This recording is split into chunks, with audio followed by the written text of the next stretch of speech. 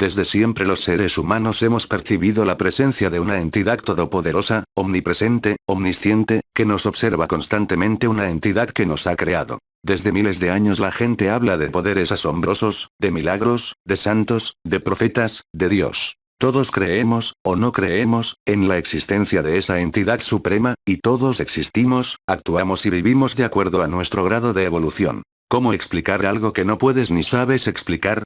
¿Cómo explicar algo que sabes que existe pero no ves, ni tocas, ni hueles? ¿Cómo explicar el ser? Debido a confusiones o malentendidos, y a que muchos usan el término ser o ser a su antojo también para promover sus fines egoístas, vender algo sin valor, asustar para después explotar, o para usar a las personas, vamos a analizar la palabra ser. La palabra ser tiene una vasta gama de significados y va desde el ser de ser ignorante, al ser de ser supremo. Resulta entonces necesario y de vital importancia ver cómo, en el uso más común, hemos definido y definimos la palabra ser. El ser de ser supremo, Dios, la consciencia cósmica, la única fuente, la entidad suprema, Dios, el Padre Celestial, el Creador del universo, el Uno, Jesús, Jehová, Abba, Allá, Krishna, Shiva, Brahma, el Tao, etcétera, etcétera. Además y desafortunadamente, como en algunos casos esas definiciones han sido utilizadas para crear odio y divisiones, están en el imaginario de muchos, como conceptos negativos. El ser de ser, como conciencia individual, el alma, el espíritu, el yo sé que yo existo. En inglés, the self. El ser de yo existo. Desde Descartes y el racionalismo, el ser de yo pienso, luego existo, el concepto del ser de la ontología. En inglés, to be o be. El ser como verbo popular, ser humano, ser libre, ser próspero, ser idiota, ser parte de una comunidad, ser amoroso, ser rico, ser pobre, ser exitoso y la lista puede continuar hasta el infinito con cualquier palabra, esencia o naturaleza. Cosa creada, especialmente las dotadas de vida. Seres orgánicos, seres vivos, ser humano. El ser como verbo, yo soy feliz. El ser como adverbio, el programa va a ser bueno. Muchos más, según la necesidad del idioma o de lo que se quiere expresar. Ya que no soy un lingüista voy a analizar más detenidamente los primeros 3 significados de la palabra ser. Sé que normalmente no lees este tipo de filosofía pero regálate unos minutos de concentración porque si realizas este concepto tu vida va a cambiar para siempre. Y te digo esto porque es lo que me pasó. Para entender mejor la sutileza del término, necesitamos ir atrás, y hacer un vuelo veloz hacia la historia de la humanidad en relación al ser. Nuestra civilización empezó hace 15.000 años. Los humanos de ese entonces vivían de una manera instintiva y muy conectada con la naturaleza. Se sentían parte de la madre tierra, y tenían una conciencia hacia algo grande que no entendían, una entidad, una fuente o una presencia que no sabían cómo llamar, ni cómo llegar a ella. Hace 7.000 años, en la zona del Himalaya, algunos buscadores, después de muchos esfuerzos, fracasos y pruebas, tomaron el sendero de la introversión. Fue en ese entonces que nació el misticismo, que es el puente entre lo finito y lo infinito. Con el tiempo, calmando sus mentes y concentrándose en el interior se volvieron más sutiles, se dieron cuenta de que había algo más allá del sentido de existencia yo existo. Con un esfuerzo tremendo y muchos fracasos, entendieron que esa entidad no estaba afuera, en el mundo, sino adentro de ellos y en todas las cosas, y que el afuera no les podía dar la felicidad permanente que estaban buscando. Lograron trascender el pequeño yo para llegar al gran yo.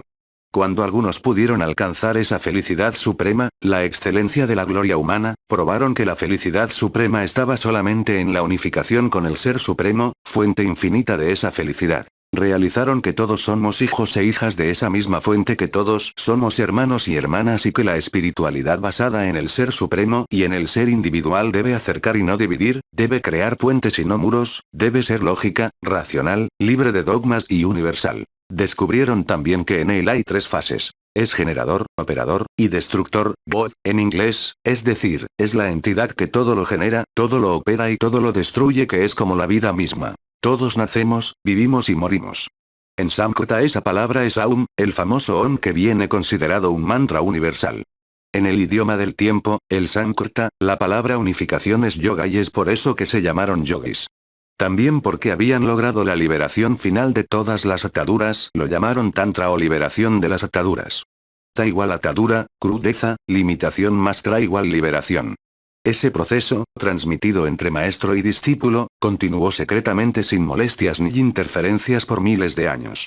Algunos adeptos se movieron hacia el este y lo transmitieron en China y Japón donde, según la cultura y tradición local, se transformó en Tao y Zen. Continuando nuestro viaje y dejando a los yogis meditar, volamos a otra parte del mundo, más cercana a nosotros. En la antigua Grecia, cuna de los más grandes filósofos de la historia conocida y que todavía amamos y estudiamos, hace 2500, 3000 años era muy famoso el oráculo de Delfos.